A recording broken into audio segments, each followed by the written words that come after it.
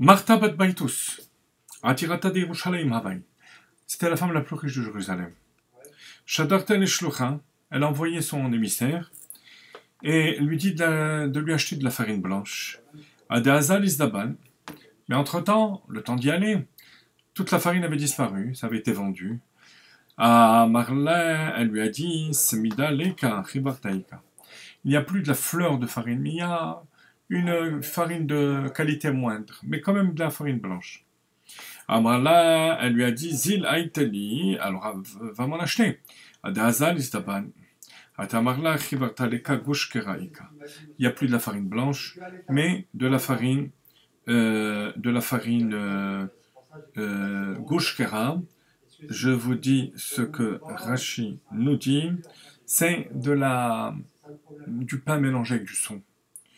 Alors, Kimcha de Sarika, et le temps de revenir, il n'y en avait plus non plus, il y avait de l'orge. Et donc par 4 fois, tout avait été vendu.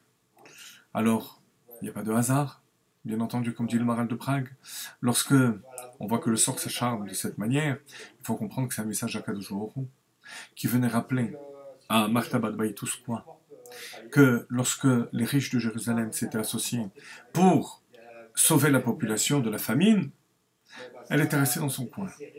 Or, très important, lorsqu'il y a une mitzvah, de s'associer à cette mitzvah, de faire tout pour faire partie du clan qui s'occupe de la mitzvah.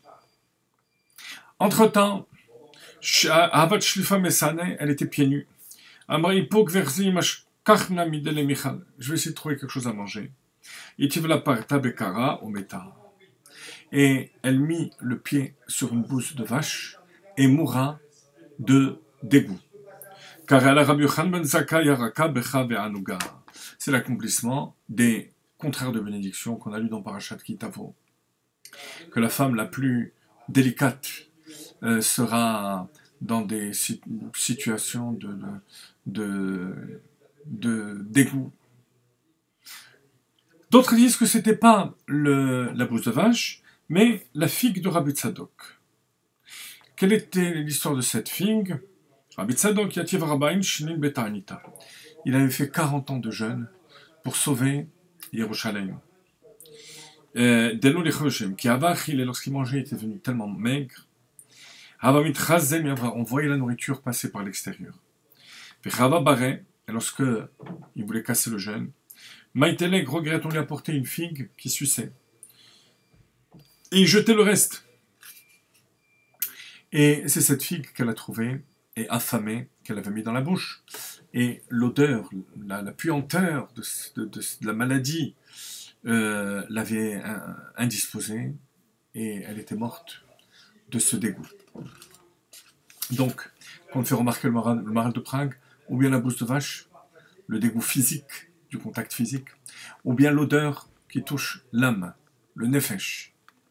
On va en parler tout de suite. Lorsque elle a senti qu'elle mourait, Afikta, elle a sorti tout son argent, tout son or. Elle a jeté à l'extérieur, elle a dit à quoi ça me sert tout ça. C'est la prophétie Yecheskel qui se réalise. Kaspan, Bachotzot, Yashlechu.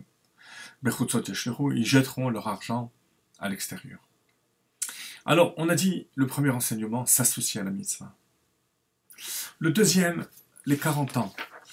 Vous remarquez que tout ce qui est relié à la terre d'Israël, dit le Maral de Prague, est relié au chiffre 40.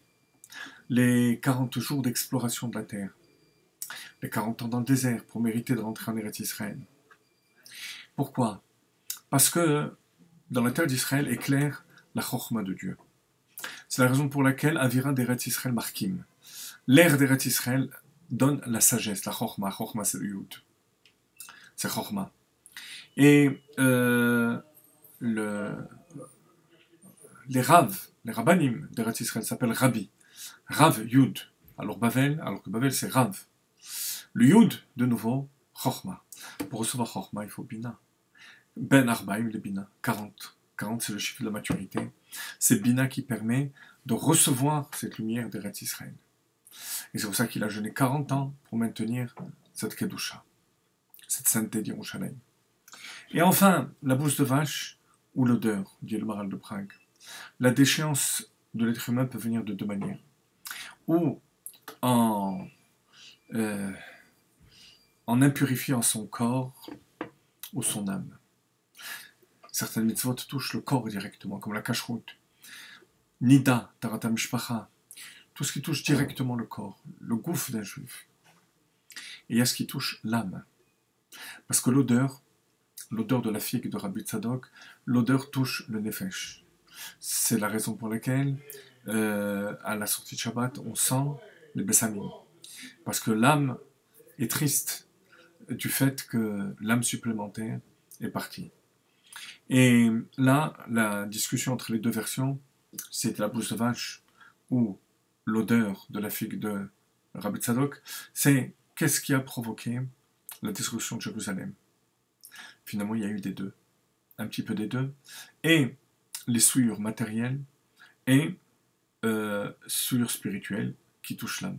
Le tikkun, la réparation, doit se rapporter aux deux, au corps et à l'âme, et ne pas oublier toujours d'être be'achdout, d'être unis avec Ahavat Chinam, un amour gratuit qui va nous permettre de faire le tikkun, la réparation totale du Khorban, de la destruction, et ne pas être insensible au sort de l'autre.